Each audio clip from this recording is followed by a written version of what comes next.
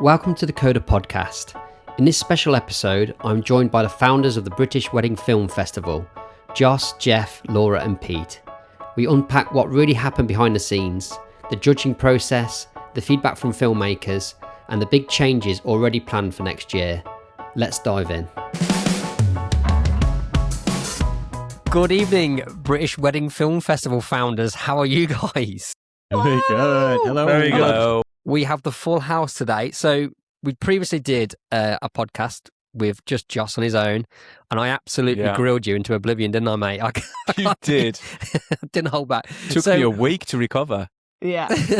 But now he has backup. We have everybody. We have Joce, we have Jeff, we have Pete, we have Laura. We got you back, Joce. He's got back. So, first of all, congratulations, guys. You pulled it off. The British Wedding Film Festival took place just over 2 weeks ago. A fantastic feels night. like longer. It really does, doesn't it? I've been brutally ill ever since, and I've not quite recovered either, if I'm completely honest. We broke you. So the previous podcast, we the awards were very much in its infancy. You just announced it. So there was lots of things that you knew would possibly going to evolve over time. We went through all the categories. You knew that potentially once the work starts to get submitted, things may evolve. We're now at the point now where the awards have taken place. You've experienced it all. And it's the case. I wanted just to do a kind of debrief with you really and get your thoughts on it and what you thought went well, what you want to improve and how it's going to be going forward. If I could just give a little bit of an intro on this, because I know I spoke to you guys previously off camera as well about my thoughts on it, and I wanted just to get those out there because I do speak to a lot of people within the industry, and I always like to get a gauge of what's going on in people's minds on things, and it was my thoughts on the British Wedding Film Festival, and a fantastic night. It felt almost like a kind of one of the Apple keynote presentations. It was so smooth, it was so slick. We were all there, dressed beautifully in a wonderful venue, getting seeing some incredible work and getting to hang out with the most amazing people. And there were some little bits that I kind of whinges on my own little whinges I wanted to kind of get out there and just put them out in the world, and then you guys can talk me through, because I look at everything from my bias, really. So this is all my bias on these views, basically. And what I was kind of really hoping from the British Wedding Film Festival was a kind of celebration of specifically British wedding filmmaking. Trying my best not to sound like Nigel Farage in this intro bit. Because the thing with British wedding filmmaking is that we are presented with such unique challenges compared to the rest of the world when it comes to weddings. We are facing kind of like tough venues, really tricky weather conditions and lighting conditions, and couples and their friends that are quite introverted, especially when it comes to doing speeches. So I really feel like we've got it harder than most countries when it comes to putting together really good film. And I was kind of hoping with the British Wedding Film Festival, it finally becomes a celebration of us and our unique circumstances and how we're able to create beautiful films despite everything going against us. And like my one critique of the festival, which I've said to you guys before, like this isn't a surprise to you. I've said these things to you before, so I'm not just getting you online and then suddenly bombarding you. And I know that you guys have got answers to these as well, but I'm getting this out there. There were sort of 15 awards where people can submit to, right? They can submit their films to. There was obviously the awards where get picked, you guys pick yourselves. But of the 15 that were won, only 8 of them were won by British-based filmmakers. Only 4 of those 15 were weddings that actually took place in the UK. And also only 6 of those 15 were single-day events. And what worried me about that a little bit was that there seemed to be a narrative of the winners were all multi-day weddings where 95% of those weddings were shot outside in beautiful conditions. There was great weather. The venues were really beautiful as well. And they were all those couples were quite extroverted, non-British couples as well. So it was almost every element of those films was the complete opposite of what the standard British-based wedding filmmaker deals with daily. So it almost felt like if you are creating films within the environment that we're used to as British wedding filmmakers, you don't really stand a chance of winning. And that concerned me a little bit. So I wanted to talk to you guys about your views on that. And if it was kind of like intentional that you wanted to kind of celebrate more these multi-day kind of fantastic weddings, or how it kind of evolved and we had that kind of narrative take place? It was kind of a suck it and see, really. There wasn't any agenda. It was just let's pick the categories, let's open it up, and let's judge the films. Get the panel together, the best panel we can get, and then just see what they pick. And everyone picked their favourite. And I think we learned through the process that we have biases, and that's what we need to work on for the next time. When we're looking at something and we think, oh, I like that one, we've got to ask ourselves, why do we like that one? Are they actually actively making a good film because they're a good filmmaker? So it's a learning process. Yeah. Did it kind of occur during the judging process? Did you realise what was happening with the films, that we were getting this, like I said, like the kind of multi-day, beautiful locations, extroverted couples? Did you realise that at the time when you were judging it, when you were choosing these films? Maybe a little bit, but not massively, to be honest. Like, I know I didn't think that, because I think, like you say, Jeff, I think we were so open, and we were just looking for amazing filmmaking. We were trying not to be like ticking boxes necessarily. It was more that we wanted it to be exceptional and we wanted it to be inspirational. So it was like, we have to have integrity when we're judging this. Which one is your favorite? Just like simply, which one do you love? And there was a lot of, not fighting between the judges, but a lot of discussion, And it's why the nominees and the shortlist was so important. I think, we wanted to make sure we bigged like the nominees up, which, I think we definitely tried to on the night. I wish we'd done it more. Yeah, possibly we needed some more words to go along with it, because everyone that was like nominated made that shortlist. They were like they genuinely they were like the top of like the submissions. They were that brilliant. Discussion. Yeah. Probably in there, some of the judges wanted some of those to win, but when you have so many judges, it's like, there's a lot of consensus that you have to reach, and people were arguing for and against, like films, and and in the end we went with the majority, and I think we were all happy with who the winners were. There was no one that won anything that we were like, good God, no. That's terrible. Yeah. But I think, just to add to that as well on the judging process, Ro, because you might want us to cover that or not, but I think I think that'd be really, really helpful to it. Yeah. So at the end of the submission time frame, every single judge, there was 8 of us, all received the same list of films, grouped by categories, so that you knew what you had to kind of review the film against in terms of category. And we were given, I think it was 6 weeks that we all had to essentially watch each film independently. So in our own time, review each film and score them. So at that point, there was no discussion whatsoever, apart from, groups, like WhatsApp groups between the judges. Oh my God, this is amazing. This is cool. But there was nothing. Yeah, there was no like actual judging happening at that point amongst ourselves. It was just like independently. We watched the film, we score.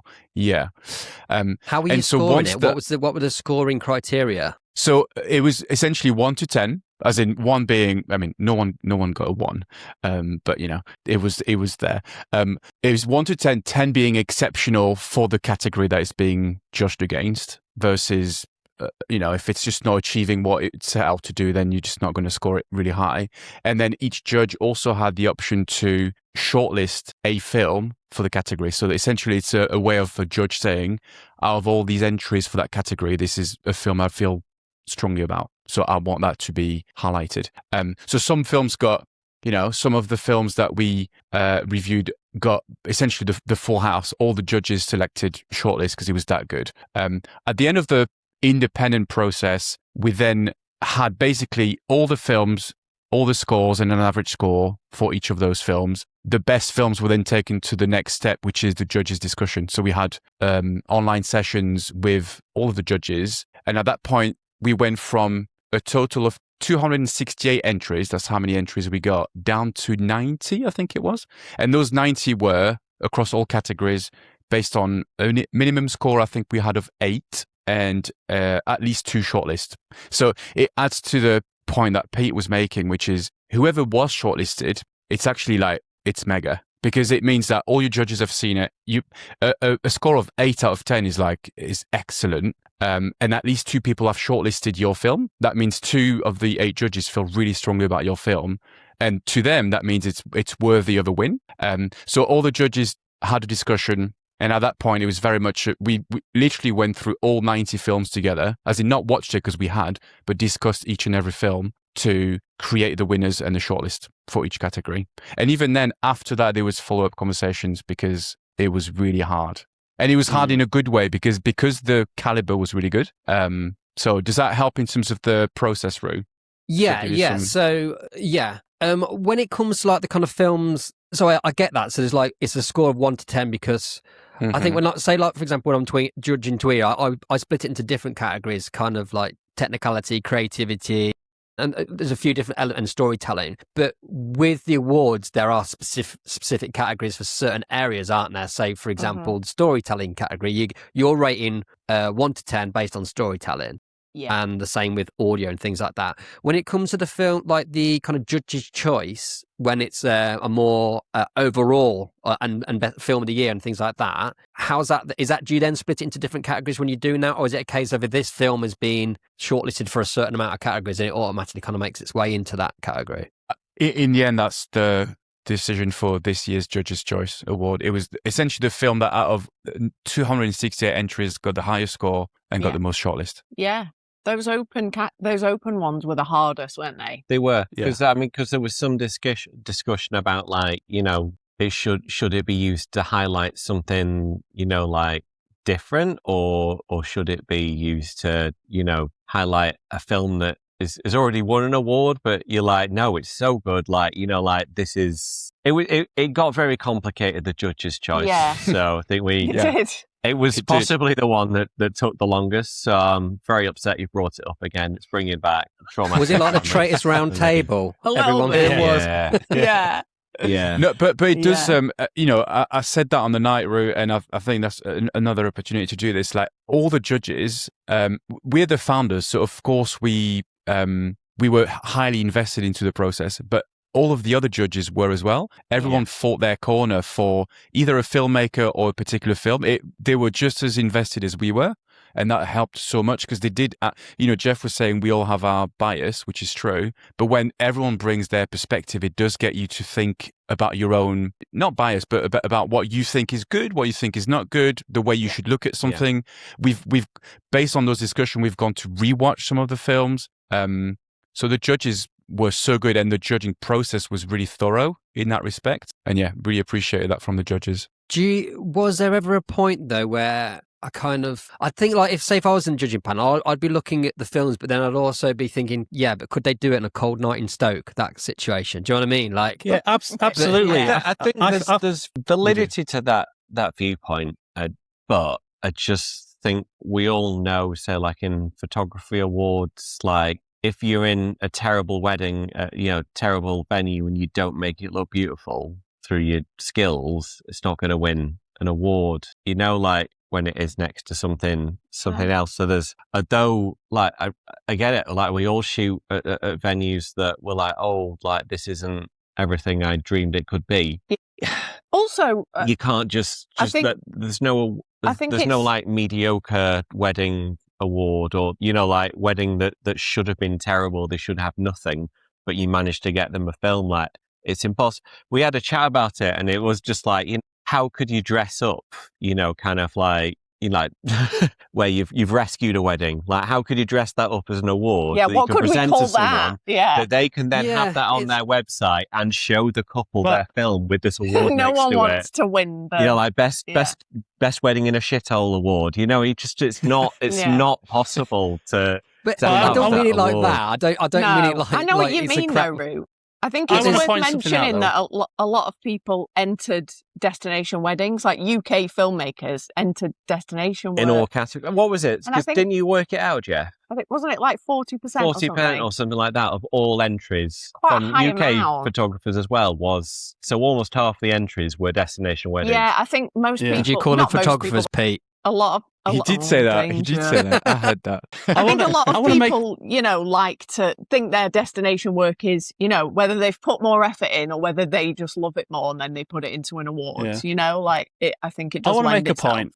But when it comes to the judging, I want to make a point that there is sometimes a case of the tail wagging the dog, as in, yeah, a lot of them were beautiful people, high budgets, beautiful venues, but they're getting those jobs because they are good filmmakers. And if you put, the likes of Plus Two or Wild Strawberry, you put them into a shit venue, chances are they're going to make a brilliant film anyway, because they are such good filmmakers. I think that is true. I think like the argument of like, could they make it work at a, crappy place in Stoke? Like, I don't think it's as true as we want it to be. I think in terms of like, we went to international where we wowed by some of the entries, one of which is talking at Coda, like they are aspirational films when you watch them. So it's just like, like they entered. We had no idea they would enter. We didn't ask them to enter, and then like you watch the film and you stuck like, if there's a shortlist and it's got like Plus Two like are in the nominees and then some other person who's got a lovely film, but you can clearly tell it's not as good a film as the Plus Two one. If that wins, then the awards have no kind of merit in a way. And even the person that won the award is going to be like, this is like the participation award kind of thing, and you don't want that. So it's just like, I think rather than kind of like be like, like we're going to have to next time we judge, just think like, would you be able to do this in a shit venue where they probably started? Let's be honest. We're just going to try and exclude a lot of the international category from most of the awards categories instead. We thought that seems like the only fair way of doing it, rather than making it like a points-based system where it's like, you show me your passport, you're British, 5 points. Like you start. We can't do that. No, but it's like, I think it's seeing things through the lens of what it is to be a British filmmaker, not British filmmaker, I'm British-based filmmaker, and yes, because Joce. I feel like the whole wedding world has always celebrated things that are really hard to achieve in the UK. Like a lot of filmmaking has been led by the American market, and then the Americans who are so articulate when it comes to speeches. Everything that is kind of celebrated in wedding films in general is the opposite of what we get. And it would be nice to kind of like be able to celebrate our specific circumstances and what is really the things that restrict us, but yet we still manage to make great films, because there were great British films shortlisted. There were some fantastic ones that necessarily were in the UK, in the kind of circumstances we're used to. I mean, it's all perspective, isn't it? Because you can look at something and say, oh, that's not what I do. I can't relate to that. But somebody watching one of your films that normally works in a local, like small venue or whatever, will be like, oh, he's working in this manor house. That is not what I do. Like we all kind of relate to things, that we know and what we shoot week after week or whatever. And there's all those different markets, isn't there? And I think so there isn't really one UK filmmaker. Because there are UK filmmakers that shoot only destination wedding, and there are people that only shoot in 100,000 weddings, and there's all those different like levels, aren't there? There isn't just one. So it's like, I totally know what you mean. But I think you can make a great film that competes directly with those at all levels. And I think like British weddings, like we've got so much going for us as well. Like there's so much humour at British weddings that is not there at American weddings. True. Yeah. And it's like there weren't many funny entries this time. I agree. There were some, but we've got that. British people have that nailed, and it helps that we're all based here, so we share that sense of humor, so they're off to a head start in a lot of ways. But like I think a lot of American speeches are like super short and a bit dull, or cheesy, and it's just and like you've seen one, you've seen them all sometimes, so it's not like it's a winner because it's an American speech. Like it's just I don't think it's the case that they had that advantage. I think part of, say, like the Wild Strawberries film, like being shot at Cannes was great, but then like that shot, in a way that introduced Can, reminded me of a shot I've seen on your website, Roo, where, you know, you shot the pool from above and people are jumping in. It's like, yeah, it's a cool shot. And then a lot of that film was just a town hall in Paris, which sounds glamorous, but it's like saying a town hall in Manchester in a lot of ways, isn't it? You know, it's not like the biggest town hall in Paris. Yeah. It's not, you know, the centre of government or anything. I think sometimes we put things on a pedestal, don't we? Yeah. I think a lot of people say like, oh, I can't shoot like +2, you know, like that's not, and it's like, you can, why can't you? You know, like it's not magical, you know, it's not a thing that people can't do. They don't have things that we don't all have. And we just, like, we were so excited. Like once we'd got all our list of winners, we were just excited for like the level of like inspo, I think, weren't we? And just, I think because inspiration is not an all or nothing thing as well. I think we were talking to the Wings, Adam Wing and Howard Wing this morning. They're just saying like, people think like, that's a multi-day wedding. I can't take inspiration from this multi-day wedding because I don't shoot multi-day weddings. But it's just like, but the inspiration is not from it being a multi-day wedding. It's from things that they've done within that. And then you never want to rip the whole thing off. You know, that's not what inspiration's for. It's just like, I really like that shot. I like how they did that. And then like, you hope that stays with you. So if you see opportunities to do something similar in your own way, then you can use it later. That should be how inspiration is, rather than just be like, that's not the exact wedding that I want to shoot or that I shoot at the moment currently. Therefore, I can take nothing from it. Like There's always things. adore Fury films and I would love to rip them off, but my brain doesn't work the same thing. But I will watch the shit out of their films and I will get so much inspiration from them. And my weddings are nothing alike, but sometimes if I see a revolving door, you know, at the start of a hotel, and you're like, yeah, I'm going to shoot some shit through this revolving door. I've seen her do that and it was beautiful. I'm going to give it a go. Yeah, you know, I'm going to give something a go. Things up, and it's good to watch stuff that's nothing like what you do. Yeah. You know. Yeah, but well, we'll say Roo as well, but not that I want to move on from that specific topic. But one of the things we realised is that on the night we should have made more of an effort to show some of the UK winning entries.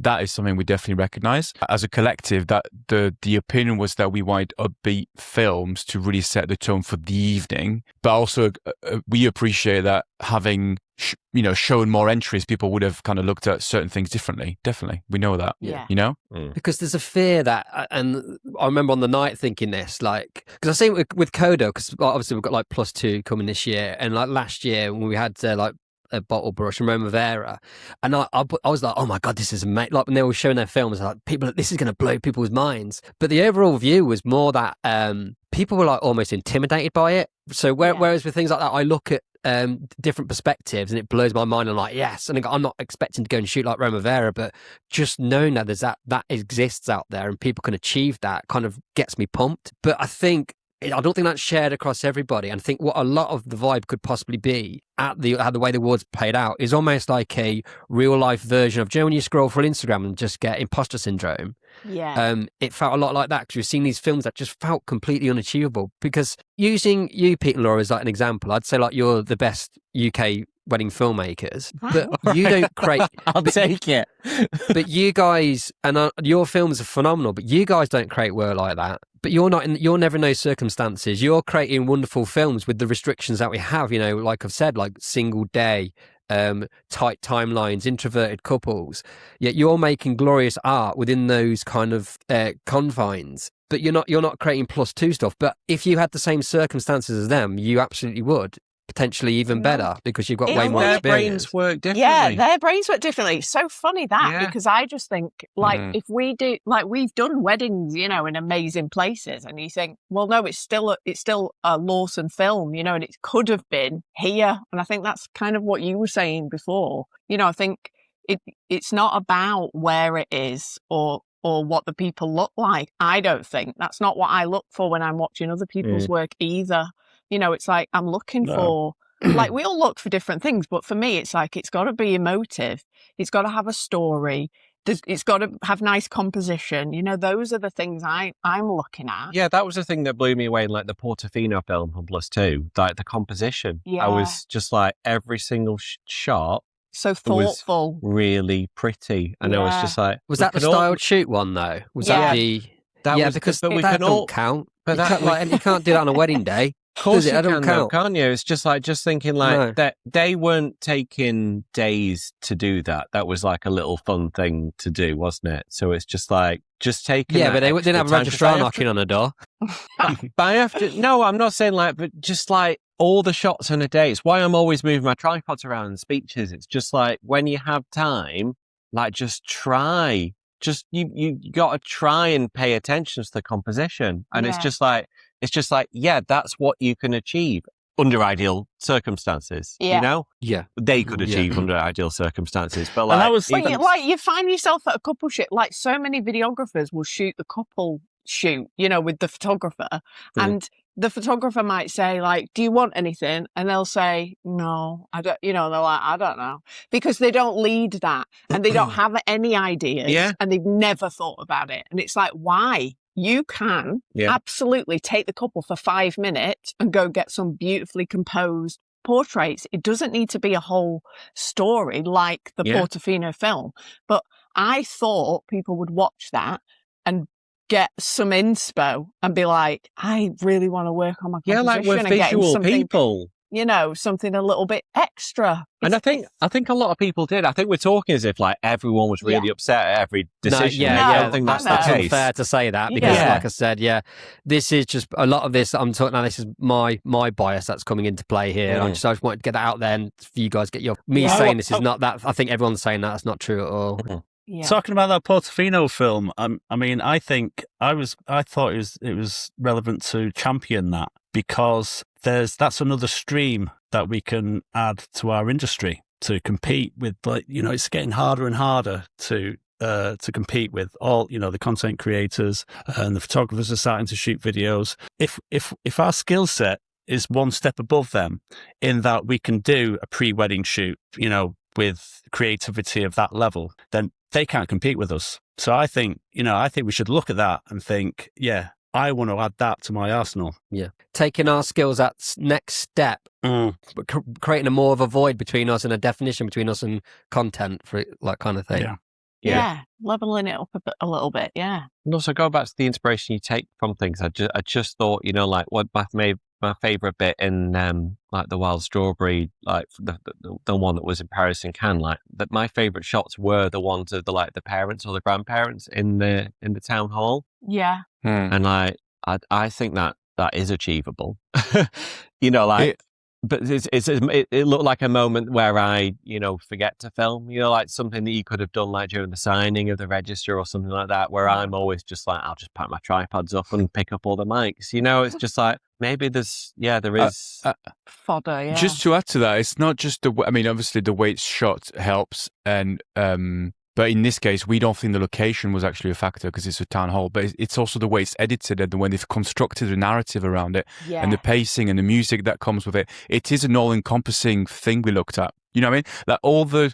All the judges, every single judge on the panel do destination weddings. The actual location of the event didn't particularly, I don't think, not in my case anyway, play a part in how I watched the film. I know it helps. I'm not saying it doesn't help visually. I know that. I'm saying that's not what I watched when I looked at it, particularly for the category that was entered into is documentary style wedding film. You know what I mean? We looked at how well did they document that wedding brilliantly. Yeah. And that was in a town hall. Most of it was in a town hall. You know what I mean? There was energy, so it's certainly joy, the way it's shot, emotion. but also the way they bring it to life in the edit, I think. Yeah. Do you think it's a case of people need to look when they're looking at the film, they need to look past the kind of circumstances and more of what's actually being created and what they can take from that could then be implemented in our world in the kind of British kind of restrictions? Ideally, but I understand what you were saying, and I think people do feel intimidated if it's not something they recognise in themselves. Yeah. And that makes me sad. I wish people didn't feel like that, Yeah.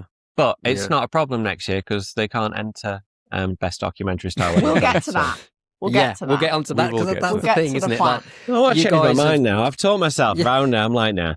Take it back. Because I think I never in a million years expected +2 to be when they come up as a nomination, I was like, oh my God, +2. Like, because that literally is like Lionel Messi turning up at your Sunday League Awards night, isn't it? It's insane. And we didn't think. Yeah. And we started this not knowing what was going to happen. You know, we were like, we've got to just be chilled about it. Let's not put rules on, like, when people shot the wedding. Like, I know Tuia do that, where you have to have shot it in the last year. We were like, let's just leave it open. Let's make it so easy to submit a film. You know, there's nothing dramatic. Just send us a link to whatever and we'll find it. You know, and you can be from anywhere. We'd never thought that the British Wedding Film Festival would have trapped, you know, incredible international filmmakers. You know, that just wasn't part of the plan, you know. And then I think that was part of a longer term plan, wasn't it? Yeah. I would be lying over if I said time it might be more of a people might hear about it. It might become a big deal, you know, but you think the first year we didn't know who was going to enter. We were amazed at the amount of people that did enter. And really surprised 100%. To get like, and I mean, +2, incredible. Like, everyone loves them. And then the Wild Strawberry, it turns out, are just like professional award winners. They just win everything. Yeah. Like, what, you know, it's just mad, isn't it? So that's the position we were in, you know, that we were kind of open. Pete has said it in passing, but just so it's completely on the record, we did not invite or pay +2 to enter our awards. They found us. Yeah, they found us and I'd never even heard of them. 10 films. Yeah, I'd heard of them, but I hadn't watched a film yet. You know, see, like, it was on my radar. I just hadn't had a chance to watch it. But I know you said, like, this is what happens. Like, we watched +2 for the first time, had to give them an award, but we weren't the only decision makers here. Yeah. You know? Yeah. I just think, like, in my head, it was like, they'd never seen +2, and then the first time you see it is during the awards, and like, well, obviously they're going to give them all the awards, because it's fucking, it's the most incredible, like, I feel it's like an awakening the first time you see a +2 film. You're like, oh my God. This is so good. They didn't win every category they entered. It's not just like that. I've said this before. It's not like people can't compete with them. Like, they absolutely can. Like, it's just not like, oh, they're here, give up. That's no. Totally. Especially that's what I love World about Story this beat him in a couple of just like having the categories. That's what's so good about this award. Mackenzie beat him in the social category. In the social one, Why aren't we talking about him? Why don't we ban him? I know. I think everybody, obviously, everybody has. Well, his wedding was abroad, so it doesn't count, does it? Can't win. Problem. Yeah, but let's move on a little bit. So go from this year, because that's the thing with this. You guys have you made this happen. You've put your neck out there. And awards they're toxic, aren't they? To be fair, I didn't expect I'd be the toxicity that was part associated with these awards. Like, we didn't expect this either, Roo. I just I don't know. I always like to be honest with my feedback, and I just wanted to get your feel on how it all went. I wanted to get inside your minds on it, because I think because the name was the British Wedding Film Festival, I was surprised that when all these awards start going to international people, I was thinking, it makes absolute sense. Yeah. I 100% get it from that side. Like, the only thing that makes me kind of bristle slightly is when it's just like, we can't take inspiration from this. Like, because I don't understand that viewpoint. I do understand, like, it's the British Wedding Film Festival. We expected more of a celebration of British, 100%, based videographers. I think that's what we expected. I get that. That really... It kind of annoys me that, like, we can't take inspiration from other countries. I think it was just like, I just want to really hammer home the sort of position we were in. You know, like, we'd opened this up. Yeah. Amazing people entered. We had these on the table, and we're judging them. And in your conscience, can you choose the one that isn't as good? You know, you have to go with which one is the best one. And it just came down to that. And there was a lot of discussion about that. And, like, we have to have integrity, because we need this award to mean something. Yeah. And it has to be, like, honestly, the one we thought was the best. Yeah. You know, overall, even if it wasn't, you know, your personal favourite, the judges in general have chosen that, and we have to kind of stick with that. You know, and then, you know, we're making changes going forward, because I think I get the perspective of we need to make it a celebration of British wedding filmmaking. I do agree with that. Well, let's get into that then. So let's go to what's going to go forward, what you've learned from it, and what you're hoping to do going forward. So I'll go to you, Joce, first. What have been the lessons in this? Like I was saying, you guys have put your neck out there. You've created this for us, and it's hard, isn't it? I mean, it's the first time this has ever happened. There's always going to be things you're going to learn along the way. Joce, when we first spoke, obviously, you like I said, you didn't know what was going to play out. You didn't know what was going to be entered. You've gone through that process now. What are your thoughts going forward? So I think we've proven that we can do it and do it really well, because the feedback, the type of feedback we got, we never expected. We in a million years would have never thought. Don't get me wrong, the feedback makes sense. I'm just saying we would have never guessed that what came out of the award is it wasn't British enough, because launching it, as Laura said, we just never knew that the caliber of filmmakers would enter. So there's certainly lessons we can take in terms of communication, like positioning, the way in which the awards, which we'll talk about in a minute, I'm sure, the way in which the awards are grouped and categorized, and also like what UK filmmakers feel that they are good at, and other areas they feel they can't compete, like the territories they don't think they can compete into. That was enlightening for me. So for next year, there's definitely some changes we're making, because we want people to know that we've listened. Like we're not, as much as we said which is true, we didn't know the beast we created. Like we also realized that we want to take people on that journey with us, which is hopefully what we've done and the way it will be reflected in the new categories. There's certainly some things we've taken on board with regards to like the just purely the event organization. So much, which this time last year we knew nothing about, you know? Yeah. And that's always going to be the way, isn't it? Because like it's such a beast to have to put out there, and then to arrange them. You not only arrange a night, the whole judging process. And I feel like you're almost the first one took itself 5 steps further than you expected. Almost like you wanted to maybe evolve to become this global thing, but it also it almost happened on the first one. It was it went too well. Yeah, that's so true. Which you wouldn't think it could be a thing, but it clearly is. You would think it would start small and it would build up to this, and then in like 5 years +2 would enter. Like it's not. Yeah. So what are you going to do then going forward in terms of the categories? Is there going to be a shift in terms of the categories? Yeah, we've added a few. Go on, Joce. I think Joce, you should take us through what. Sure. It's a lot to talk through. I know. That's why I'm nominating Joce. So it's actually quite easy to visualize it when, hopefully, if I explain it correctly. Last year was pretty much free for all, right? Anyone could enter, which they did. Any single category. The only thing that some people couldn't win is like British filmmaker and international filmmaker, because that's pretty obvious. This year, we've recognized the need to ring fence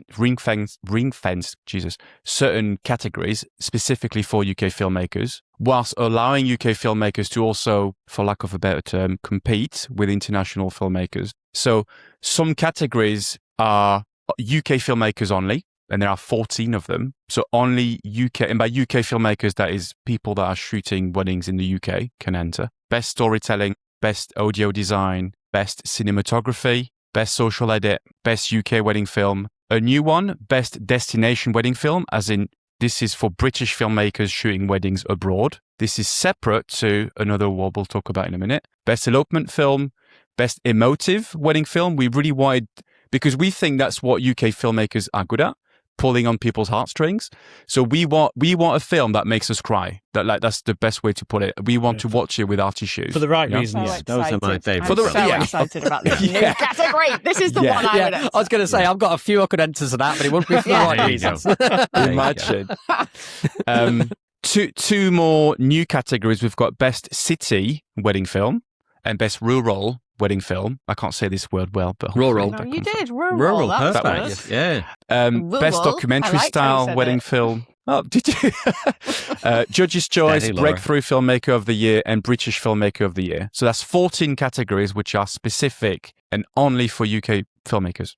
So we've got 14 British winners, no matter what. British-based winners. That's right. The but there we might don't be want a load people of thinking foreigners living in Britain that win them, and we're going to have to be okay with that like at the end of the day. Yeah. That's fine. Is it? And can I make the distinction, British-based filmmakers? So say if you're British-based and you've shot abroad, you might win cinematography. Mm-hmm. Yeah. It doesn't have to be filmed in Britain. No, but your company needs to. I think you need to earn your living predominantly within Britain. Exactly. Yeah. That makes complete sense. Then you've got there's 4 other categories that are UK and international. Correct. So these are not new, but they're grouped in a way where UK and international can enter. So we've got best cultural wedding film, best beyond the wedding film. Again, the beyond the wedding film possibly suits international filmmakers more because it is about pre-wedding shoot. It's about multi-day event, that kind of thing. But it could also be, we've seen from the winners this year, it's actually something completely different, and it's a save the date. Innovation in wedding filmmaking and best use of cinematic language. Yeah. And those make sense because they're the kind of arty-farty ones, right? Yeah. Mm-hmm. Yeah. So, are we not arty-farty? Give them to the foreigners. No, but hopefully there's enough there to have like some epic inspo from some like weird artifact. That's what we want. We still want to see some, cool stuff we've not seen before, So there's some good categories there for them too. And then the final 2, which are international only, makes complete sense. Best film by an international filmmaker and International Filmmaker of the Year, which it'd be weird if you let like the UK market into that one. That makes complete sense. Yeah, because the good thing is, like, we recognize that for some people, entering award is a massive marketing strategy. Like, that's what the Wild Strawberry do in France. And in the UK, it's the same thing. So all people enter awards for, isn't it? Like, we're exactly. That's the only reason, really. Part of why, like the design of the website, Joce, like everything you've done in terms of design is just like if a couple sees that and then goes to see what these awards are about, they're like, these are... It looks legit. Great. Like, that's the job that we need to do for everyone, thinking of entering, is make it look awesome and prestigious and big it up. And Roo, so we've said it as well, like, there are 14 categories for British filmmakers, but like, it doesn't mean it'll be any easier than this year, because we expect, and hopefully that will happen, we'll expect amazing filmmakers to enter again, some new names to enter, some more amazing work. Like, it's not going to be just because it's UK filmmakers entering these specific categories that'll be a home run. No, I think we've established that actually we are serious, and there's a lot of integrity in the judging process. So yeah.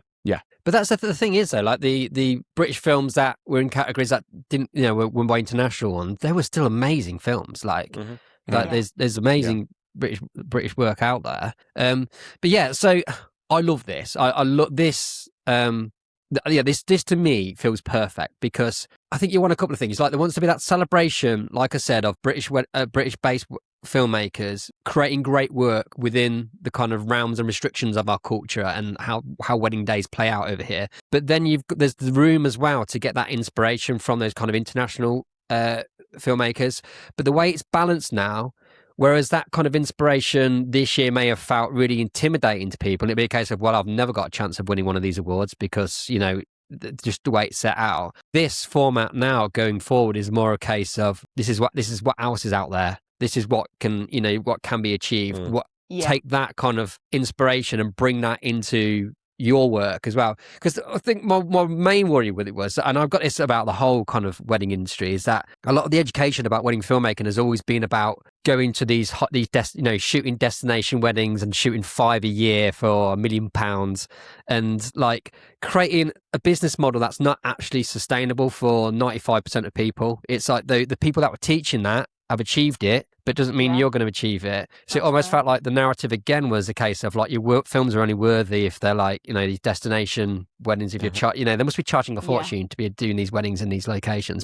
I feel like you're bringing it back home, but still allowing that kind of aspirational element to be in there as well. We're not just going to be sat there watching a load of cookie cutter British films, because I know you guys want... We need it to be both. We need a balance of both. It's got to be a celebration and a pat on the back to people that are quietly and like being awesome. That's like, I'm so excited about that. I love that. And then the other side is, coming away. That's why we wanted it to be a festival and not just an awards, that you come away and you see things you've not seen before and you are like, oh, I'm inspired by that, and hopefully not, intimidated. I'd rather people felt, I feel ready to make something cool this season now, and go try something new. I had a message this morning from a friend of mine, that a friend of all of ours, actually, I won't name names, that they said, they'd lost kind of passion for for making wedding films. They'd lost their confidence, and they were looking for an exit strategy. And after seeing some of the entries of the awards, they've changed their mind, and they're going to stick, and they're going to relearn, and they're going to take inspiration from this, this new kind of style that they've witnessed for the first time, and they're going to stay in the industry. So that, for me, that's a win. If one person does that, then it was worthwhile. Yeah. Yeah. And I think the new format's going to encourage that even more, because there's almost like there feels like there's a gateway in there, the way it is. Like, because the best thing about the night was when people that you kind of like, when like the British winners, this sounds really bad, but when there's British people like, well, British filmmakers won an award, especially when you know them, when you that know feeling, them, like you can't I beat that feeling when someone that you know then, like, wins something. But also, like, it was really lovely, like, seeing everyone get, like, rounds of applause that were there on the night when they got their nominations. Yeah. Because that was supposed to feel like they had almost, we can't say they've won something because there's a winner, but, like, they were nominated, it meant something. No, but it is like, oh my God, you're on the screen. It is an accomplishment. Yeah. I think that was so nice. That was... Not that I hadn't thought about that, but that did sort of surprise me on the night. Seeing people win was my favourite thing. How surprised they their surprised faces. Like just being like Adam and Rachel specifically. That really got me. Like I think Adam everyone just loves those guys, and seeing them get up there, you're just like, yes. Yeah. So well deserved. And like, I don't know, it just gave you this warm feeling. I thought, but next year we've got 14 nailed on warm feelings to occur at minimum. And then there's like the other categories as well. But there'll be something, Rude. There'll be something which they'll be fine. Yes, there will. There will. You're right. You're absolutely right. And the problem next year is going to be people whinging that they didn't win, right? But at least it's going to be raising the British wedding filmmaking community. There's going to that's going to be lifted no matter what. But I think it's just. You've listened to what's been said, and you've taken it on board, and I think you're creating a wonderful, wonderful event. Can I just quickly go into a couple of these categories? So, best storytelling. Bro, just before we move to specific categories, the last change on the award overall is that we will only be accepting films from 25 and 26 now. So last year it was any year. Some filmmakers submitted work from like 7 years ago. This is now just like 2025, 2026. So it's recent work. I think it's got to be that, hasn't it, going forward? If we're going to do this every year, because we can't have, say, if you entered and you won, you can't enter that again. But if we have no rules on when you shot it, you could. Oh, but you judge Tweer as well, don't you, Roo? Mm. You may have noticed some people entered the same films every year. Yeah, me. I was one of them. Yeah. You! It was you! Yeah, it makes sense. More than you. Yeah, because you start watching it back and going, this seems really I'm familiar. sure I've seen this. Yeah. No, it does make sense to get like, otherwise you'll get people just trying to win over and over again, like, and trick like I did, like me tricking people. If you just keep entering the same film, it's going to win, isn't it, eventually? If it's a banger, it's a banger. That's all I can say. Love it. So best storytelling, I don't need to explain that, right? That's like kind of...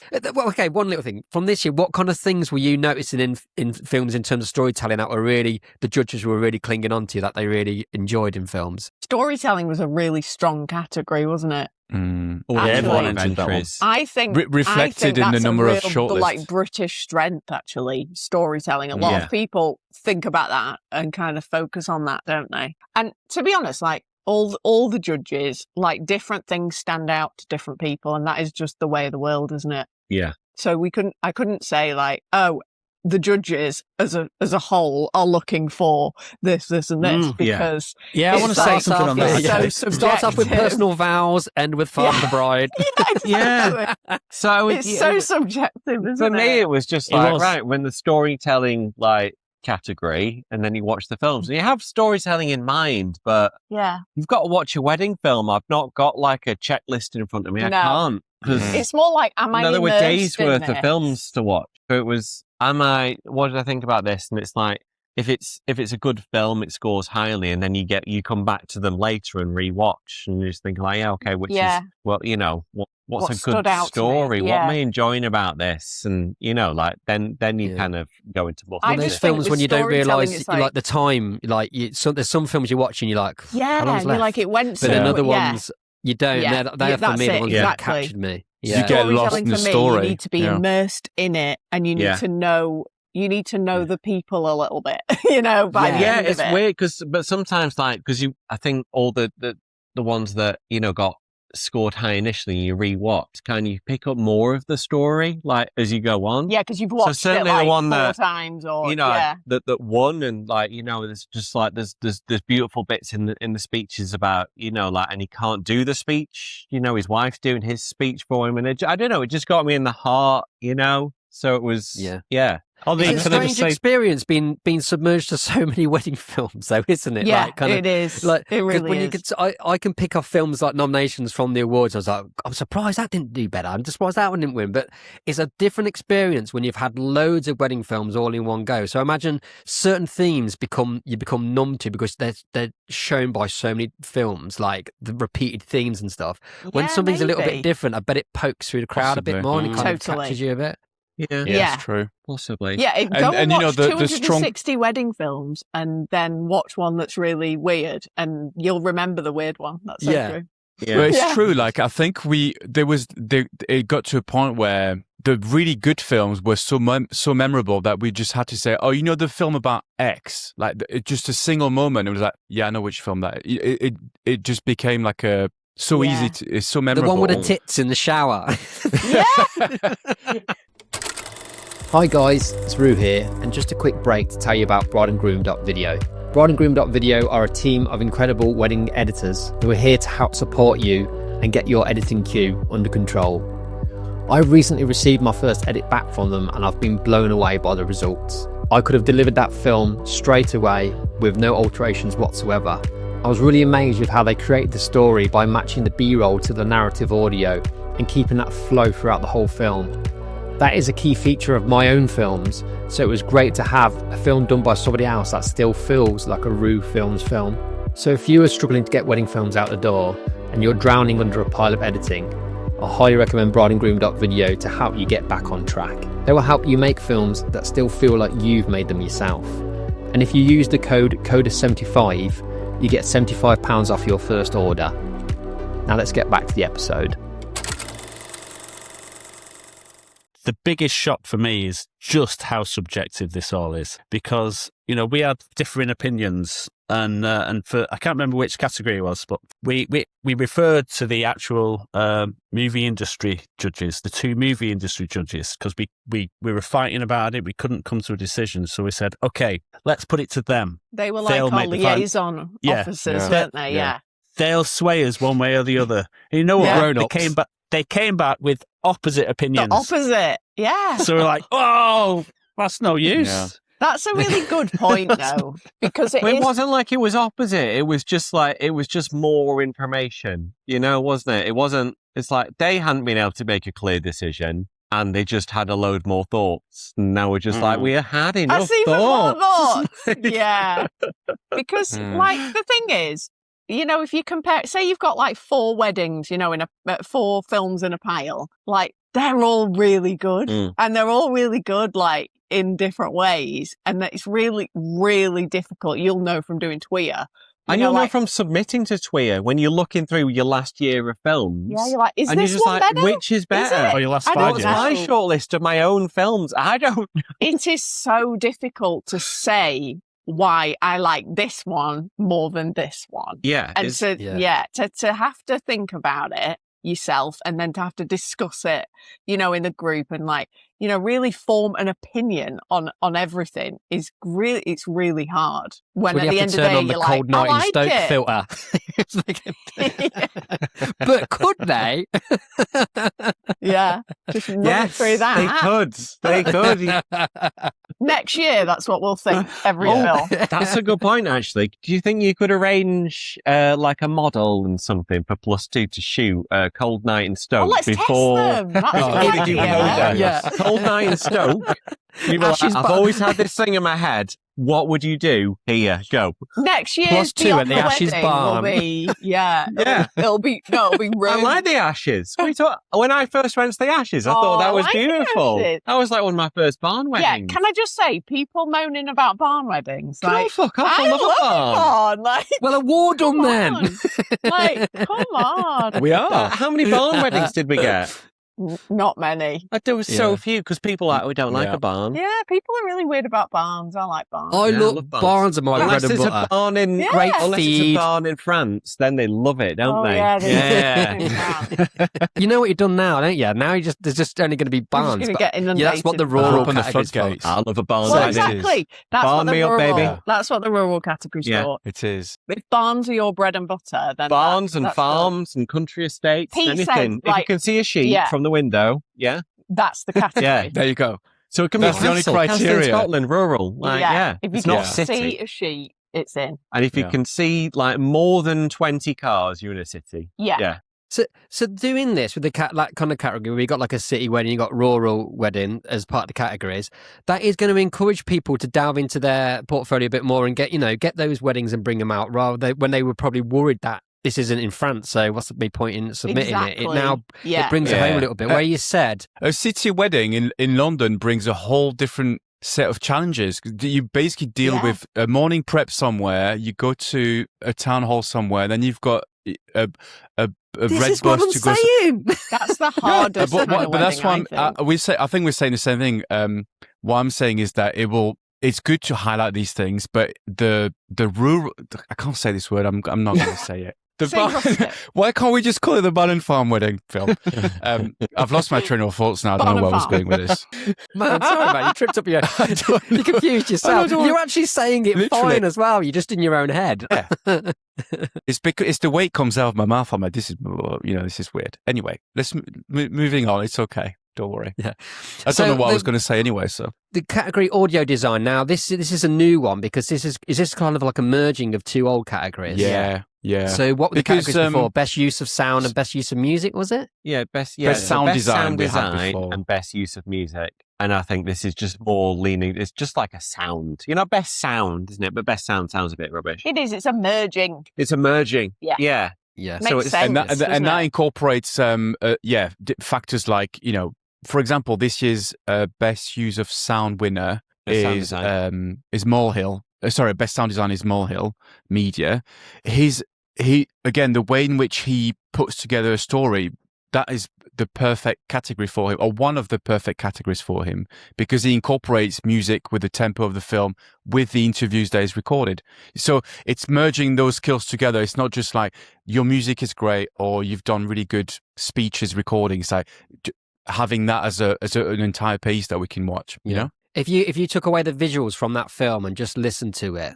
Like that, that's what, what is it bringing to the table?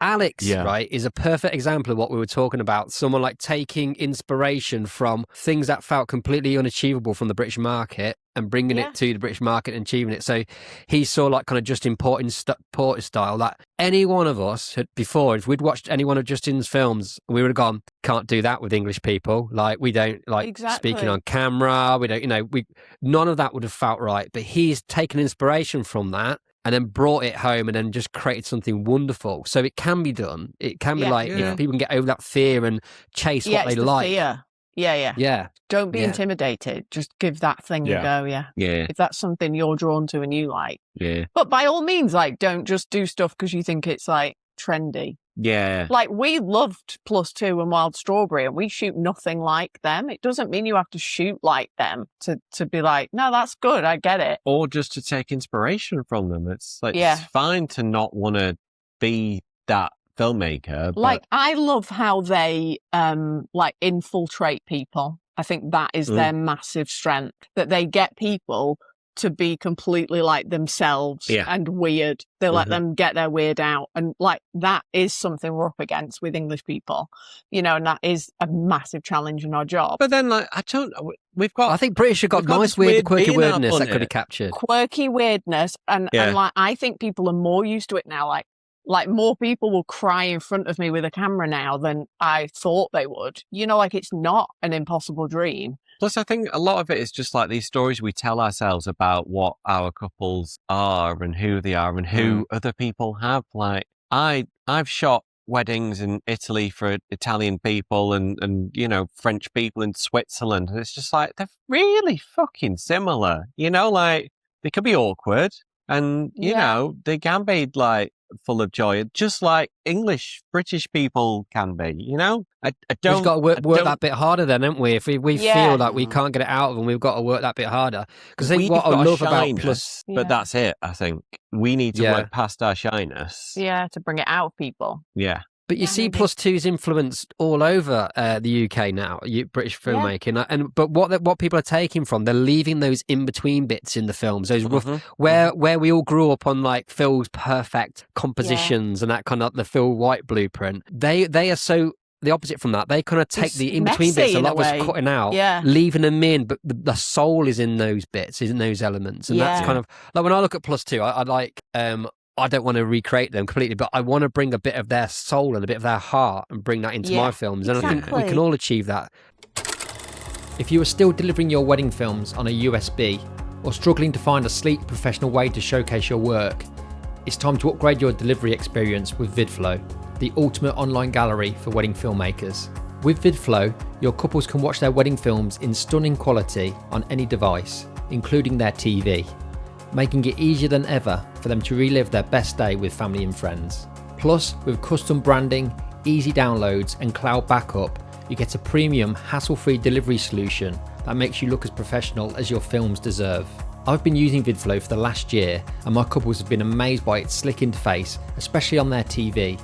It's like having their very own Netflix of their wedding films. You only pay for what you need, and each of my 4K galleries only cost me about £15, and they stay online for 10 years, so it's a complete no-brainer.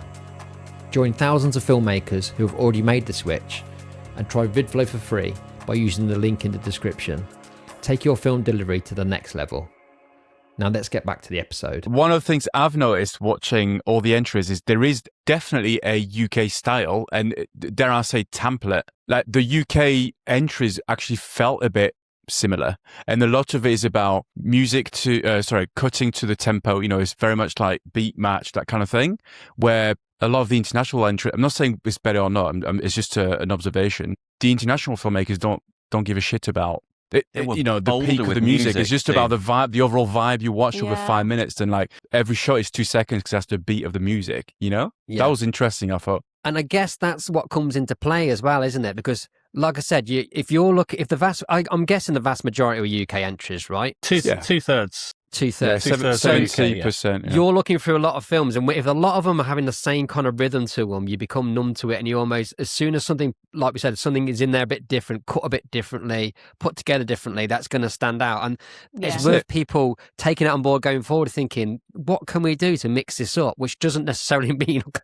you've got to go over to France or Tuscany to film it. Exactly. Like, what can you bring in like the editing process? How can you mix things up in that to bring a little bit of... It's about like energy. It's energy and like attention grabbing in the first 30 seconds. Anyone watching other people's films, you know, if something grabs you straight away and you're like, oh, you know, and whatever that is, you know, it doesn't have to be that it's like, you know, jazzy or whatever. Yeah. You know, just whatever it is, it could be funny or like emotive or whatever. It's just got your attention. It has to grab you at the start. It's got to get your attention. Yeah. I think that's like some people like to go for the slow-mo, like easy win approach. And I think for a short film, certainly when you're watching a lot of them, it's a hard sell. Yeah. Unless you've got when that drone kicks off initially, you're like, Yeah, and unless it's like, you know, it's absolutely spectacular and has earned it, then it is, you know, it is just like, oh, you know, like my energy is now lowered, and I'm going to watch the whole thing, but it wasn't a great start, and obviously first impressions matter. Yeah, absolutely. But social edit is still back there. That there was a lot of people entered that, didn't they? The social edit. Yeah, that was cool. That had quite was a lot really of cool. people. Yeah. So that's It cool. wasn't, I mean, it wasn't massive, and that was a really lovely category to judge, actually, because they were short. Because they were like 1 minute. Just on the social edit route, what I loved is some filmmakers, that's just my personal likeness. Some filmmakers submitted a film in like a category and then the actual social edit for that film. And it's so interesting to see how they've condensed 5 minutes into 1 minute. It's really cool, actually. Yeah. Were the social edits better? Or was it sometimes a bit of... I think they were. I'm just making the observation that it was cool to see them both, actually. Yeah, like it's quite nice, isn't it? Like a condensed 1 minute. I don't know. Yeah. It is like and sometimes it's nice to see face. how it actually played out, with more emotion and things like that. Because there's only certain emotions you can get over quickly in a like short in 1 edit. minute. Yeah, can you keep that kind of like exactly? So best UK wedding film stays. This can confuse me really. Like, does that mean the wedding just has to take place in the UK, basically? Yeah. Okay, yeah. I don't know why that confused me. That's very straightforward. You confused me with your question. I think it's a slightly strange category. Just throwing it on there. No, because I think that's one that you can enter only now. Because you can enter it. I think is why I think it's a strange category, because you're just like, is it storytelling? Is it documentary? Yeah, if you're not is it just the best film made in the UK this year? Well, Pete, they don't have to enter it. I just think, don't bother with the others. I think people It's got everything. You know what? We didn't have that many entries into that. Yeah, exactly. We were shuffling people because most people, and it's so British to be like, well, it's not the best in the UK. Well, I mean, they all think of it like I just thought of it. Yeah, they're all going to be thinking so that. true. And actually, like, come on, guys. If you're putting it in an award, like, put it in there weren't many entries, so you've got a good chance. Yeah. There's going to be loads now after listening. Okay, destination wedding obviously I think maybe makes sense. if just have that a picture of them submitting at the time, I want them just like, with a pipe. Just like, I deserve this award. Best UK wedding. Elopement film, brilliant. I love seeing Drew's one of that as well. I know, and I wish we'd shown that on the night. The only reason I think we didn't was time, and because there was a lot of crying. If you've watched that one, like, it's amazing. Like, we love that, and I wish we'd shown it. But it was. Yeah, on that subject, I was surprised at how well the films were received. I was really worried about showing full films and thinking it's gonna stop the the rhythm. And I was speaking to another friend of ours, and he said, I thought the same as you, Jeff. I thought it was going to be they were going to be too long and interrupt the rhythm, but I was so wrong. And I was like, yeah, I was wrong too. People love to see the films, so that was right. Weren't we, Joce? Yeah, it was spot on. Hold my hands up. Hold my hands when up. we watched, the first one we watched of the night was Wild Strawberries, the one that won the cultural category, wasn't it? Cultural wedding film. Yeah. And I was like, oh my God. It was just so insane. And that was a perfect example of like kind of the way the edit was kind of, I don't know, so varied, because there was like slow motion shots, but because for me, I've got fatigue with slow motion now, but the way they put the shots together, because it was cut fast, even though it was slow mo, it had a pace to it, that film seemed to last like 30 seconds, but it was just. But when you watch it back, it's quite a lengthy film, isn't it? But like, there's so much happens. There's so much change of pace and change of location. It was great, but can only do it over a few days. Just say. Could they do it in Stoke though, eh? Exactly. That's a question. It would be hard to do that particular wedding in Stoke. Lying in the sea and all that. Well, you'd have the water, Pete. You'd have rain, so you'd have that. I'm imagining for a cultural wedding something more on the lines of Train Spotting, than out on the sea. Could be a vibe. Yeah, exactly. Maybe next it could year. happen. And then a motive wedding film. You touched on that really. So films that are going to make you cry, that are going to move you. Basically, and that's something that you say the UK are great at, and we really are. So we're good at sad shit. Not sad. I don't want to cry sad tears. No, okay. No, I want to cry. It's got to move you in a happy way. But it's got to move No, but you. Just to add to that as well, like Pete made a point about like there is humour in British culture. So what I would like is that now that there is a dedicated emotive wedding film category, like give us the sad films in that category, and then make it pop elsewhere. You know, storytelling Yeah. could be. It doesn't have to be a sad story or whatever. It could just be like You basically something open different. a box to put everyone's sad films into. Yeah. Put all your I don't want to watch a sad film. Just emotive. When we watch I wanna be crying happy or sad tears. by Imagine the end us of it. judging that next I wanna year. cry. We're going to be like, right, He ain't gonna. He's going to refuse. Fuck off. He's like, no, don't open a I sad box. refuse. we're going to have to give him longer. So Very he can, sensitive soul. he can do like Yeah. one a week. Yeah. No, but yeah, Yeah. like we're too soon. Why are we doing this to ourselves, Well, and guys, actually? subtlety, and I think Yeah. when you get it, it's brilliant. Like you know, when you got that full British experience. Yeah. That we don't think is as exciting. I think it is. Yeah. Yeah. I love Films that move you in whatever way that is, upwards, Yeah. downwards, sideways. Rural wedding film. If there's sheep out the window, you're in. Boom. That's right. Is that the tagline to that If one? you That's can right. see a sheep, Guys, next I mean, year maybe when if it's just I'm on the drive. sorry, Go on, Pete, I was Joce. just going to say if I'm hosting again the event. You are. When we are announcing this, I'm not going to say it again. This category, someone else is coming on stage. Which category? Rural. Rural. It's That one. going to have a vocal stunt double for rural. Yeah. Just someone that steps up. We'll just rural, dub him. and bounce up. Rural. Get him like some kind of soundboard. He just presses it and it plays it. Yeah. You say it better than all of us, mate. You carry on. You do it. What's the French dear. for that? Rural. Well, that's way better. Oh. Say that. Say that. I wouldn't say it. I wouldn't just say say it's that. better. Say that. That you know the Oh, full do you mean wedding- like best rural wedding film? There we go. Hey. Boom. Yes. City wedding film. Yeah. Makes sense. Mm. Urban. Should be a good Why one. didn't you call it Doesn't have urban? to be London. Yeah. Yeah, let's call it urban instead. That's way cooler. Urban. Maybe we should. Urban. Can you say Is that, it- Joss? 'cause people were asking No. for London. Yeah. There were No, you say everyone says city weddings. Yeah, we asked Yeah, like they this do. back, True. didn't we? And a few people said, "Oh, we want like London wedding," and we're like, "We can't just do London. Like that's like you don't get a whole ward. We got to broaden it a little. That's a bit niche, isn't it? Yeah. It's Yeah, like let's take one it too far the other way. city. Yeah, yeah.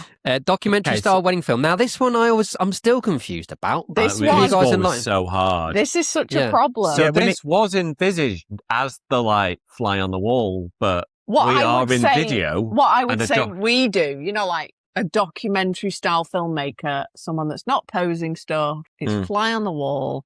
And then it was like, but in film, there are documentaries and people are interviewed. So actually someone like Molehill, like that is also documentary. So it's confusing. Yeah, it is. Yeah. Yeah, we need Because to I change think- the wording on that, I think, because I had a complaint day before yesterday, actually, from someone that entered documentary thinking it was fly on the wall.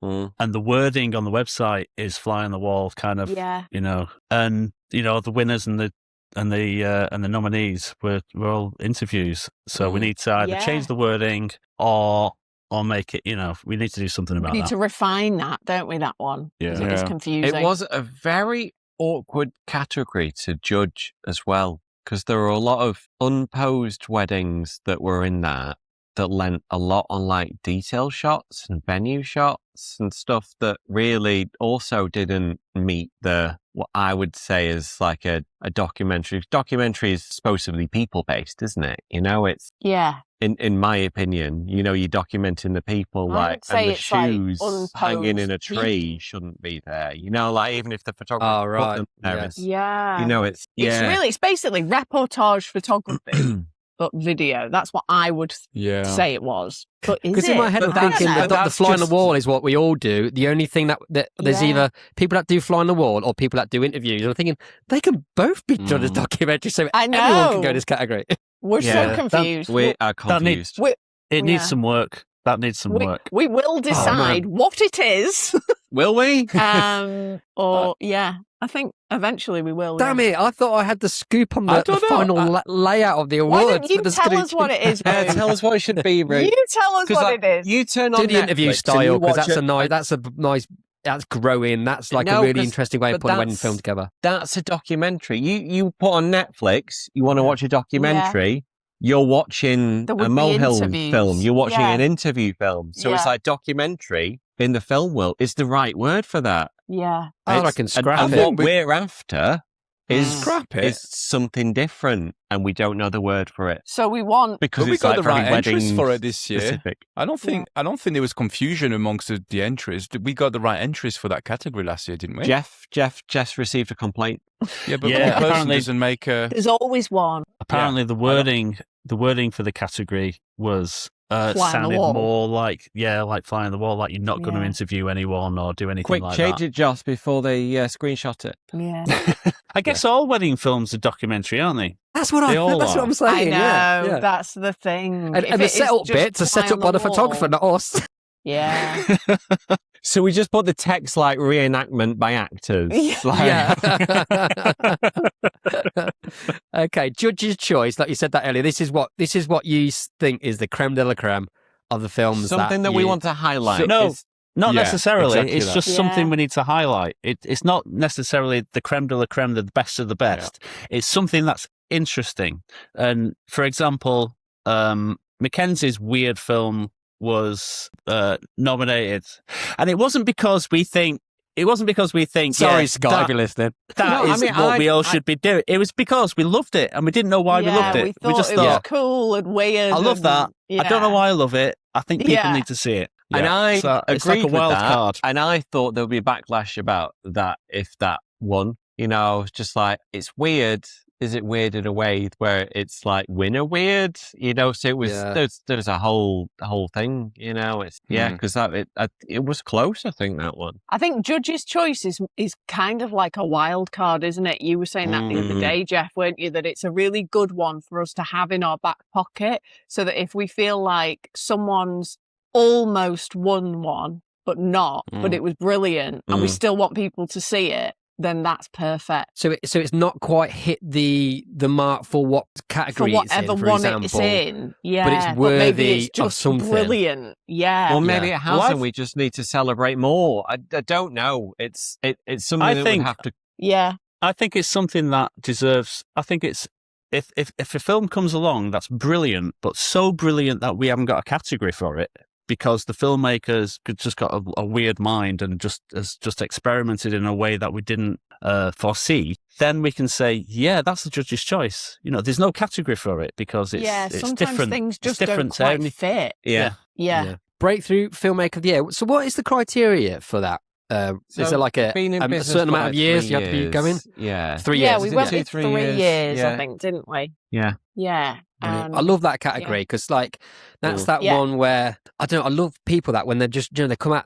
Catherine, for example, like who won it this year, the perfect winner, seemingly coming out of nowhere. But not only that, but being a massive success because they're blazing their own trail and they're doing it how they want. Like I think the beauty of Catherine's work is she's almost completely uninfluenced by what other filmmakers are doing. She's just like, I want to do films like this, freshly on the back around her, get her known friends getting married and she attending a lot of weddings. And then, and she was a breakthrough. Like she was the perfect winner of that. Like, made complete sense. And I think we possibly need a system for that as well. So like when people, because it's not one that someone can enter. So I just think like a tick box, like have you been in the industry for What year did you because start full time? Is it from going full time or first wedding shot? I would prefer it as like from first wedding From shot. starting, maybe. Because some people do that and then they'd be like, oh, they've been shooting for 10 years. Yeah, but then they, like there's a lot of newcomers win awards that are not newcomers. Yeah. You know?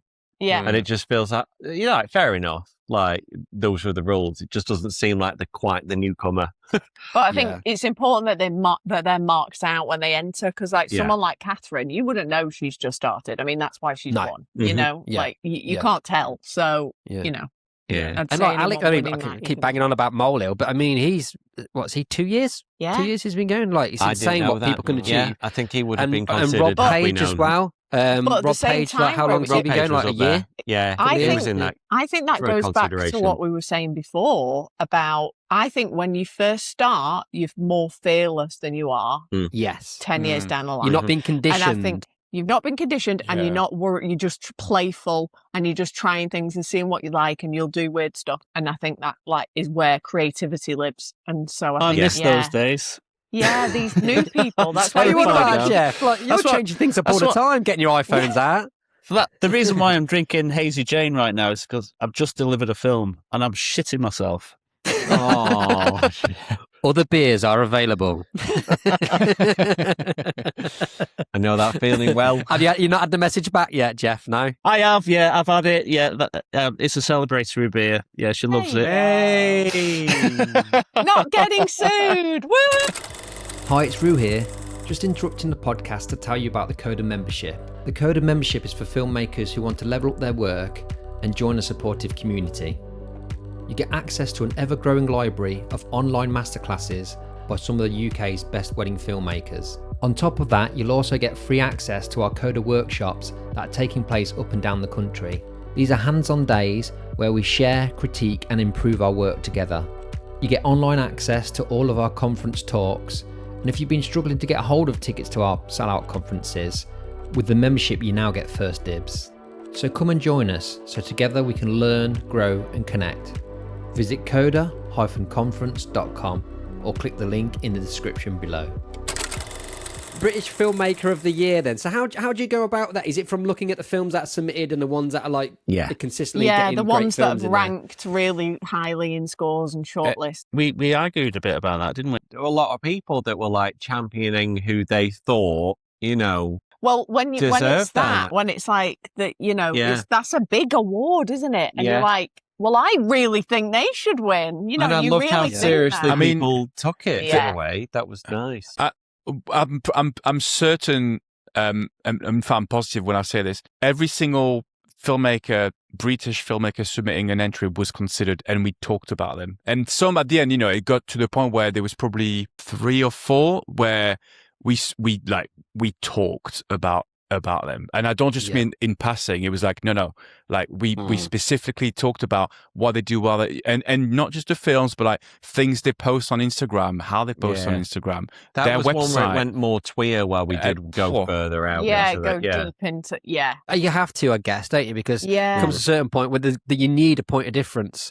Because there's when you're narrowing it down to this final few, they're going to be amazing filmmakers. They're going to be making amazing films. So it's a case of how can I find something that separates them? And so that was Adam and Rachel got that, wasn't it? They thoroughly deserved, like incredible filmmakers, incredible people. Which there's nothing better, is there, when someone who just deserves it gets an award, deserves it, and is thoroughly surprised, and they just quietly, they're the most humble people. They're just quietly doing it. And like doing such a great job, and like what a nice thing to like give them a pat on the back. And they're never trying to sell you anything or anything like that, like they would never, No, they just they're the most they always fly under the radar, don't they? Because they don't put themselves out there. They're just getting out there, just creating great work and just doing their own thing. When I invited them on the podcast, they were like scared to death. They were like, I've never done things like this before. I was like, really? I thought you'd have done loads of stuff like this, but it's just they're just so nice. They're just filmmakers making films. Exactly. One of the lines from one of the judges was quietly killing it. That was pretty so true. So true. So true. Yeah. So go on to now. We're on to the UK and international categories for this one. How long's this pod, Roo? Fight. What time is it? Pete always dips out 45 minutes in. No, we're nearly there now. We're nearly there. So cultural wedding film. Like we said before, that needs to be open to the world, because that you need that to bring in. I can't imagine as much variety coming from the UK market in there. Beyond the wedding film. Now, for me, this category went too far beyond the wedding. Interesting. Is that the point? Is that the point? Yeah. That is the point. Yeah, that's exactly what the category is for. Yeah. It would be nothing to do with the wedding. Save the date films, proposal films, couple shoots. Anything that's not the wedding. Yeah. Right. Okay. Yeah. Because in my head, it was like kind of a film that displays elements from beyond the wedding day or the couple story that isn't part of that wedding day, but within that's also true. Well, that's also still true. Like a couple, I think. But then it could have been a story about someone's best man. I don't know. As long as it's like wedding adjacent, there's a reason like someone that works in weddings is to do with it, I think. Wedding adjacent, Yeah, well, that was kind of one of the early working titles. We're like, we can't call it the wedding. Yeah. Brilliant. Innovation in wedding filmmaking. Yeah, I mean, like, kind of. I don't agree with +2's film. I was thinking that's not a wedding, but they are the most innovative people. To their faces. Oh yeah, I think that's fair. He We'll will. do. I know we will. I'm excited. Yeah, but they are the most innovative thing that's happened in the wedding filmmaking world in like a decade. So yeah, it makes complete sense. But it's going to be interesting to see what gets brought to the table for that. Yeah. Best use of cinematic language. That needs to be international. Yeah. So there was some confusion about that. People said, like, why is that? Is that the same as cinematography? Whereas cinematic language is an editing award. It's how you put the shots together to create a language. There's various movie devices. I could list a few that we're looking out for. And obviously, cinematography is like do like a tutorial. For I'll do a little YouTube video just for this one. I'll do explaining. Explain all the things. Yeah. I think I'll that do would a be really post. cool. Yeah. But I think show some examples in wedding films. Yeah, the cinematography one is visual, and the how you shot it, and cinematic language is putting how you it edited together. it. Yeah, It's it's an like editing. filmmaking, Yeah. and I suppose if it was a narrative thing, it would involve like storyboarding and stuff, wouldn't it? First, Yeah, planning it, how you you're put going it to together. Yeah, It would include stuff like, like the bride's always on one side of the frame looking one way and the groom's always on the other side until they meet, and, stuff like that. It would include all those kind of like devices that filmmakers use. Yeah. So I think if any of you did a degree in filmmaking, it's what our lecturers used to study our films from, isn't it? Yeah. It's that kind of Yeah. mindset. And I think like Jeff loves this character because it's highlighting things that are available to us. Like if we want to go down progressing the craft, which I think is great. To me, it's the grammar. It's like the next stage. It's like it's moving from a videographer to a filmmaker. Learning how to put it together in a sentence. You know what I mean? Yeah. There's like when I used to do workshops, I'd list 4 main devices that we can use in wedding films, and they're things that you see in every single film that you watch. And it's it's like turning a light on. For me, when you learn about these things, it's like, oh my god, that's how you make a film. So it's the absolute essence of Are you trying to sell your course here, Jeff? Yeah, I don't do any courses anymore. I think this explanation video is going to be paywalled. He's just giving a little bit of information. £30 to enter and £30 to find out what the award's about. But it's making people aware of what are the elements that are available to us as filmmakers to create films, rather than just looking at these cookie cutter films that a lot of us are knocking out. It's like, what other things can we take from not necessarily the wedding world to elevate our wedding films? Exactly. Yeah. Cool. And then there's the last 2 categories, which are international only: best film by an international filmmaker and international filmmaker of the year, which makes complete sense. And then, like I said, this new structure, there's 14 categories there that can only be won by UK based. There's an additional 4 that UK based companies can win, but also international can get involved in as well. And then 2 at the end. And it's this wonderful balance of celebrating the British based wedding filmmaker community, but also having elements of the wider scope of what's available as well to help us think differently, help us kind of like think out the box a little bit and bring that to a cold night in Stoke. So in fact, Ro, do you want exclusive? A bit too much. Ro, next Stoke, year's festival is organised at Stoke Art Gallery. Yeah, I think Big up Stoke. So, just as my final couple of questions, thank you guys, thank you ever so much for coming on here. I know I'm a tough person to have to speak to. So thank you so much for being honest and putting this out there for us and creating this for us, and then but also refining it to, because I know you guys at the heart, you want to create something that's great for the British wedding filmmaking community in terms of celebrating them, but also giving some aspirational elements and inspiring and raising the bar. From when it comes to the kind of like the cost of things, what's the cost of entry? Is that still going to be £30? Is the entry element all staying the same? Yes. I think so. Us all looking at each other. Yeah, look at Joce. Yes. Like, Yeah. yeah. Joce will answer this. It's also let's get this on record as well that you guys actually made a loss on this, didn't you? So Yes. you've put this together. There's a lot of time and effort, and if anyone can just imagine having to watch 260 wedding films. I mean, for me, that's my weekend. That's my stuff I'm into. But for most people, that's horrible. So what you guys have had to put yourself through. It wasn't horrible, actually. It wasn't horrible. It was quite enjoyable. It was good, but it was an overwhelming amount. I think we all felt happy about it, but to ask the other judges Really enjoyed it. and be like, "There's so many." They so seemed sorry. all right, I think, when we asked them. I loved think it. They enjoyed it. Yeah. But it's a lot of time. It's a lot of effort, especially. And when you've got, you've all got jobs that you've got to run as well, and businesses you've got to run. And then organising the event, it's a lot of stress as well. And then like the money element of it, like when events in their first year don't usually make a profit, don't they? So the reason I'm saying this for, like, you give me the prices now, but things may need to adjust. I don't know, like if you to make sure that you guys aren't paying for everyone to have a night out every year. Yeah. But when it comes to currently you're thinking it's going to be £30 an entry. When it comes to the festival itself, how's that going to work? Is that the ticket price? Do you know what the ticket price is going to be for those yet? And will there be? Don't think we do. One? Yeah, I think that's something we need to discuss. Yeah. I think. Yeah. I enjoyed the fact that people brought their partner along. I really enjoyed that. Yeah, I'd like that to happen again. Yeah, the I first don't one think worked well. I don't think it'd be radically different pricing, but I think we just need to make sure we come away and chat and tweak that, and don't want to say like, it's totally the same, and then the art gallery's like, prices have gone up 50%. Well, exactly, and that's the thing with events, isn't it? Because you're planning something a year ahead. Who knows what could change, right?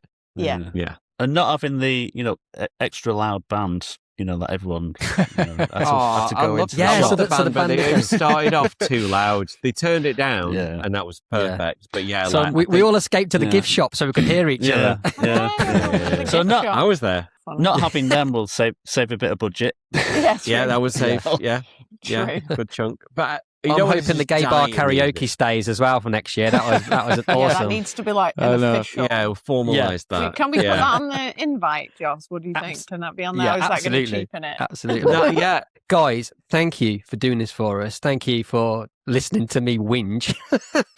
Which is, I hope you don't feel this. I'm like, I don't know. I don't want to be mean or anything, but I always want to be honest with people. And if there's anything I'm feeling, I want to get out there rather than me telling other people. I want to tell you guys to your face. Totally. But because I know that you guys want to create the best thing for all of us, right? And that's always been the motivation behind this. And then like the first year, it was just like I said. I feel like it went 5 years ahead of what you expected to, the timeline of it. And now you're bringing it back a little bit to then gradually evolve potentially. Yeah. Nail on the head there, I think. Yeah. Awesome. Right, when are entries open again for next year? 1st of May, just like last year. May. It was May. Why not? 1st of May. Yeah. And how incredible was Joce presenting as well? Oh, it's so good. Yeah. Amazing. And I can't. He did so well.